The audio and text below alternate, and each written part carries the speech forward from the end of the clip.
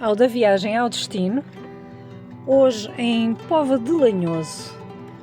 Não posso dizer hoje que vim de comboio, até porque nem sei se há estação de comboio aqui em Póvoa de Lanhoso, em Braga há, tenho a certeza. Póvoa de Lanhoso faz parte do distrito de Braga e é sede do município da Póvoa de Lanhoso, e foi completamente inesperado.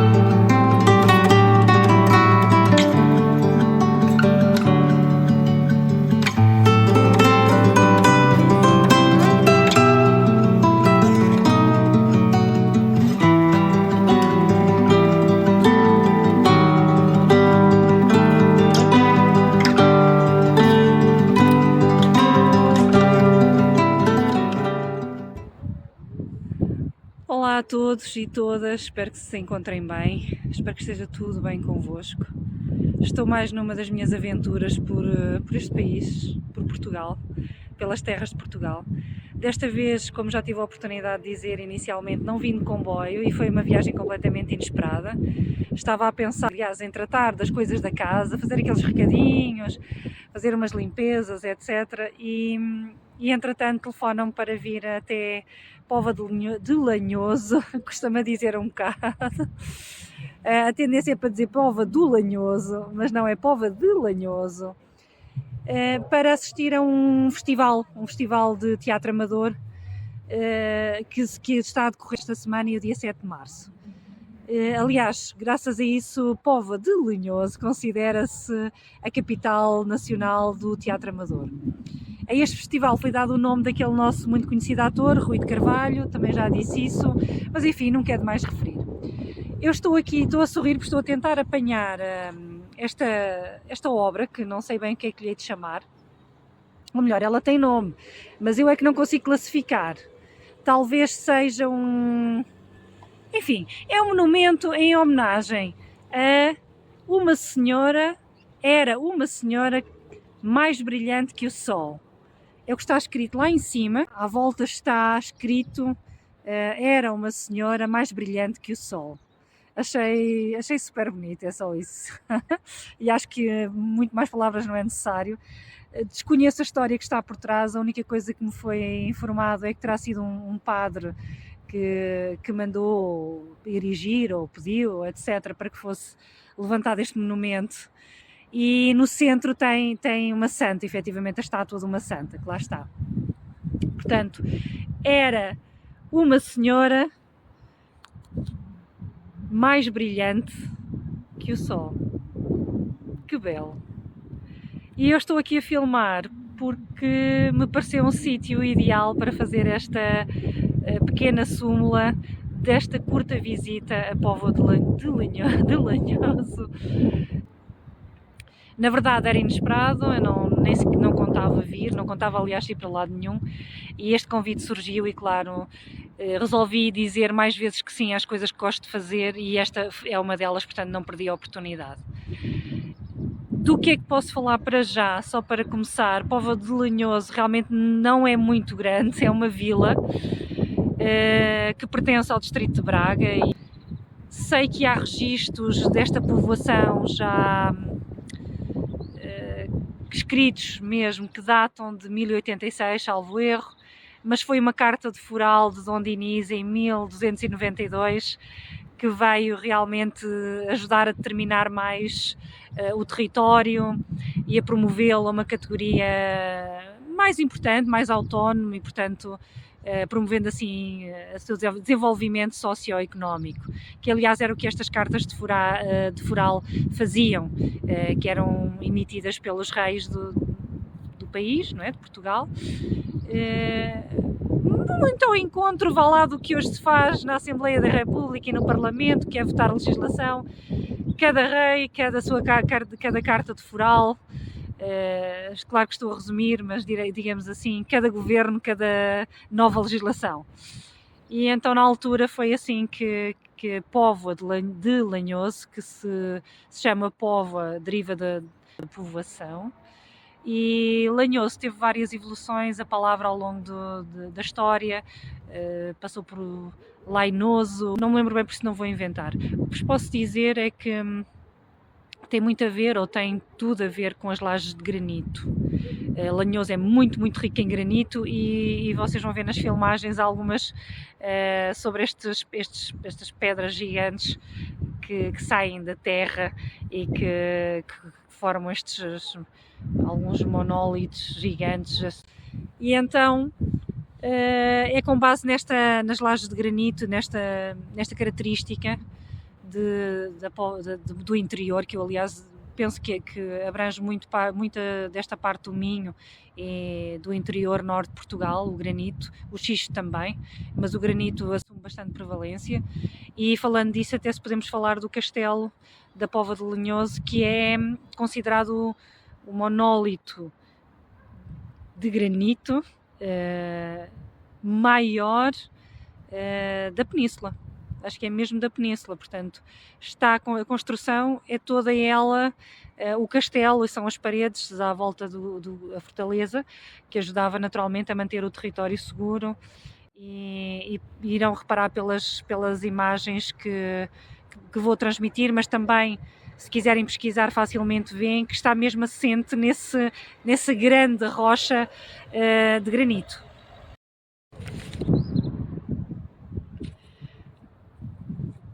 Parece que sempre que falo em público, fora, no meio da rua ou no meio da natureza, tenho a companhia de um pássaro e um chilrear maravilhoso. E também algumas vozes de pessoas, portanto espero não estar a ser muito ruído na gravação, mas pronto, é o que é. Eu resolvi fazer aqui fora e, mais uma vez, tem as suas dinâmicas, tem as suas... Que lindo, não é? Enfim, claro que não fiquei pelo castelo, a história de Póvoa de Lanhoso, a história da minha visita não fica pelo castelo. Na verdade, o que eu gostaria mesmo de poder estar a falar aqui mais aprofundadamente é sobre a história da Maria da Fonte, ou de Maria da Fonte, que foi a expressão utilizada para aquilo que se chamou a Revolução do Minho. Teve a ver com o liberalismo, teve a ver com as novas políticas e novas legislações que entretanto entraram em vigor, e teve a ver com as vontades das gentes que não se adaptaram e não gostaram das alterações e, portanto, revoltaram-se. E a revolta foi de tal ordem que se estendeu ao país todo. E o governo foi abaixo. E tudo começa aqui, reza a história, com a iniciativa de uma mulher que se chama Maria, mas que lhe foi dado o nome Maria da Fonte porque terá à partida a ver com a freguesia de onde era, que se chamava Fonte Arcada, salvo erro seria esse o nome. E também pelo facto de ter sido uma revolução que se iniciou, dissemos assim, com mulheres, com muitas mulheres, portanto foram as mulheres que assumiram o início desta revolução, que tiveram mais prevalência, ou que foram um número significativo de mulheres a participarem, e daí então, até por uma questão de respeito e consideração, foi assumido como o nome desta revolução da Maria da Fonte, a Revolução da Maria da Fonte. Penso que será mais ou menos isto. É relacionada com a importância que as mulheres têm, o papel que elas tiveram e continuam a ter, mas na altura, na história, na formação dos territórios, quantas guerras não têm nomes, ou batalhas, nomes de mulheres.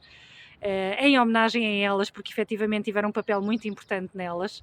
Esta, supostamente, foi uma dessas mulheres, porque representou também todas as outras, que vieram defender as tradições, vieram defender a singularidade dos territórios e o desajustamento entre aquilo que porventura um governo central queria e os governos ou as famílias e as pessoas espalhadas pelo país sentiam que era importante para elas e que não estava a ser considerado. E neste caso, lá está, o papel das mulheres, que é sempre preponderante na história, mas não é sempre assumido com a importância que deveria ser.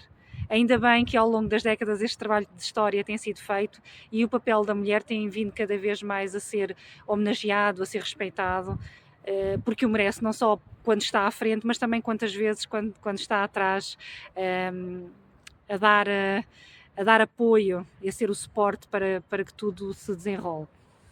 Mas o que é facto é que, neste caso, a Maria da Fonte assumiu o protagonismo e é com homenagem a ela e a esse dado histórico que foi o que eu pude alcançar na minha curta viagem aqui a Póvoa de Lanhoso, que acho que merece esse destaque.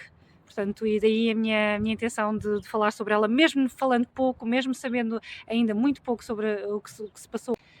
Já deu para ter uma ideia que agentes de Lanhoso entenderam importante ressaltar isso e daí também existir este centro de interpretação a esta revolução e a esta figura feminina da história de Portugal. Tantas vezes ignorada, não é? Ignorados os papéis das mulheres nestas questões, nestes contextos. E enfim, a história começa a ser contada com mais... Tenho que acrescentar, não consigo deixar de acrescentar. A história começa a ser contada com mais justiça e com mais equilíbrio e equidade que merece, que toda a gente merece. Enfim, acabei por não poder visitar, como acabei de dizer, mas de toda a maneira já vos posso dar aqui uma nota desta questão, e ainda bem, o que traça uma característica das pessoas de Lanhoso, que infelizmente eu não tive ainda muita oportunidade de conversar nem de conhecer. Está um dia frio e chuvoso, apesar de não estar a chover agora, é sábado e há poucas pessoas na rua, portanto não é assim tão fácil de encontrar pessoas para conversar um pouco e saber mais. Mas até agora tem sido uma visita interessante, quanto mais não seja neste aspecto, que é aquilo que eu vou destacar da Maria da Fonte, da história da Maria da Fonte, mas destaco também este festival.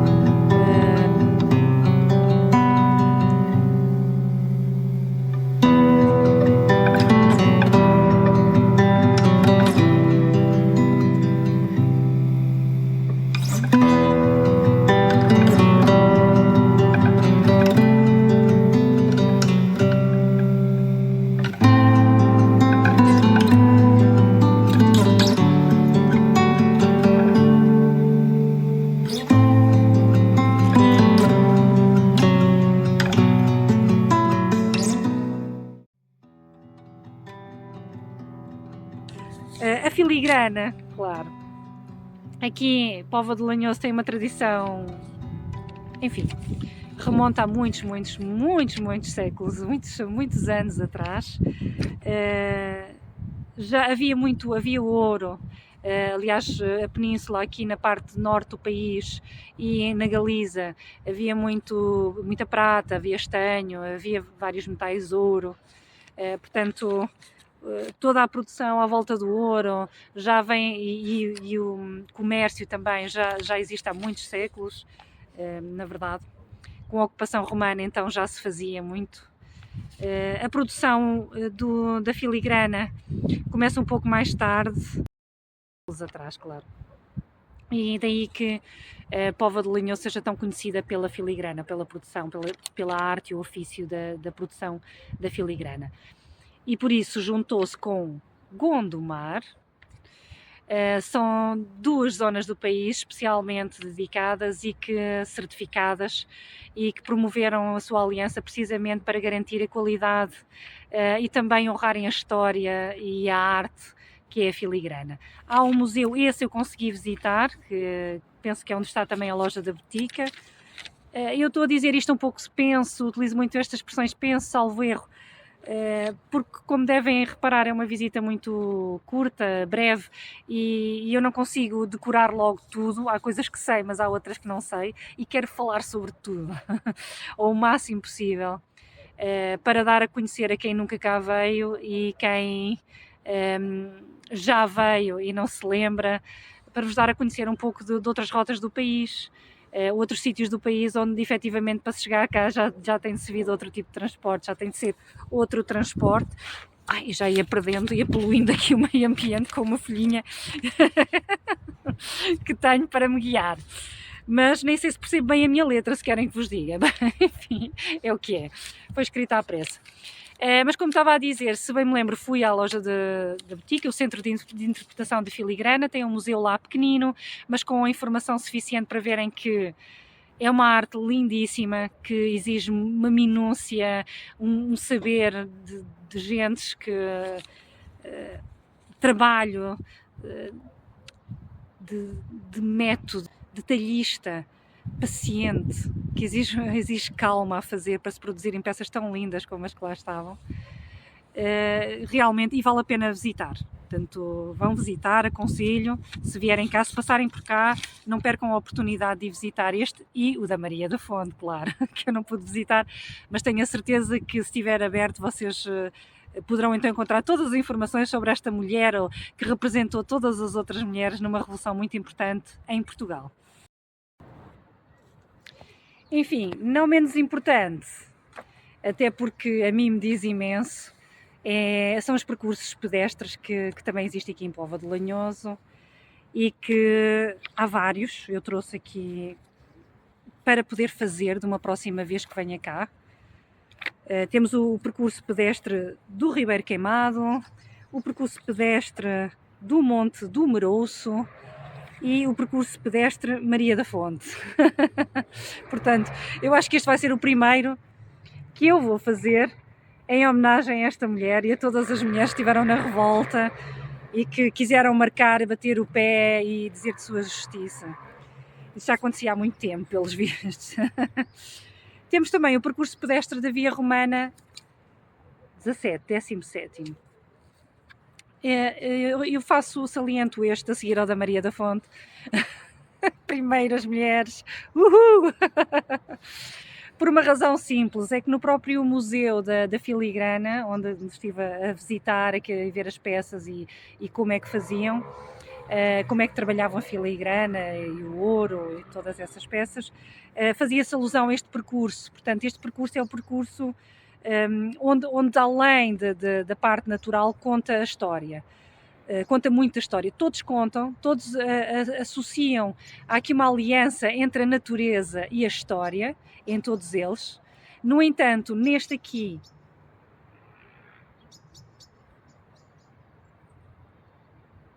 neste em particular, respeita ao percurso, a uma parte do percurso, com certeza, que ligava, na altura da ocupação romana, Bracara Augusta, atual cidade de Braga ou Braga, e Astorga em Espanha, as capitais romanas na altura, e portanto tem toda esta componente histórica, não só neste percurso pedestre, nos outros também retratam uma parte da história, e tem toda a beleza da natureza envolvente, certamente, ainda não fiz, mas acredito que sim.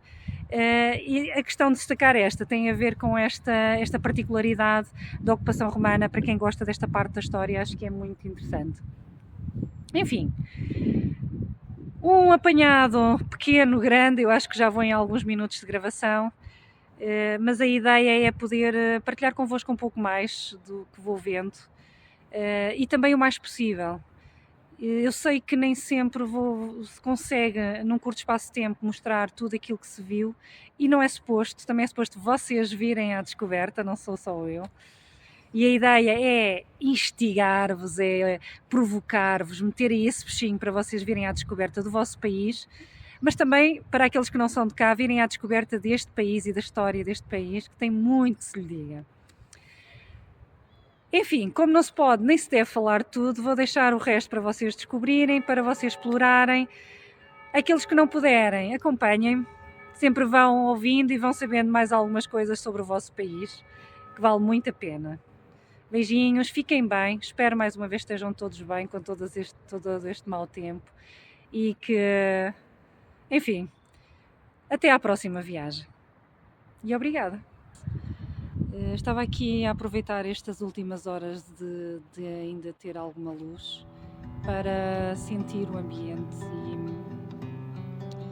e é engraçado, o que me saltou logo à vista são a quantidade de montes, montanhas, colinas e claro o granito que se vê por aqui, é uma terra muito rochosa com muito granito,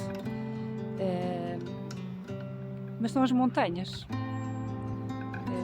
Foi mais a montanha, estas serras, estes montes à volta que se destacaram e ao contrário do que me tem acontecido noutros sítios em que parece que as montanhas que estão em volta não estão tão próximas, aqui tenho mesmo a certeza de proximidade, de aconchego, de envolvência quase plena. Acho que só não é mesmo plena e harmoniosa porque à volta há muitas casas, há prédios gigantes. Se não fosse isso, eu diria que estava aconchegada, como se estivesse quase num berço. Gostaria de deixar este pequeno desabafo, esta sensação de aconchego, de acolhimento que sinto neste momento que estou a terminar mesmo o dia. É esta a sensação que levo daqui, de Póvoa de Lanhoso. Póvoa de Lanhoso fica entre Braga e Peneda Gerês, portanto é uma vila, sim, que pertence a Braga, ao distrito de Braga, mas fica ali mesmo no meio, é um acesso excepcional para quem quiser ir visitar o Gerês. Fica aqui mais a norte, histórias que traçam territórios, que constroem povoações e enfim, e integram a história de um país.